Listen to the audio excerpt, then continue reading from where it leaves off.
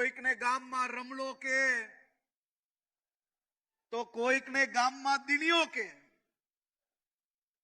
પરંતુ આજે એ દિનિયો જ્યારે ગામમાં પાછો જશે એટલે દિનેશભાઈ અને સાહેબ કહીને બોલાવવામાં આવશે. પરંતુ મારા સૌ સાથીઓ,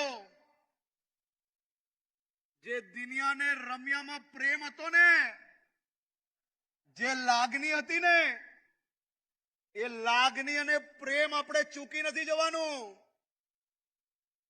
પોલીસની વર્દી આવતાની સાથે આપણે આપણા ગામની ધરતી ચૂકી નથી જવાની.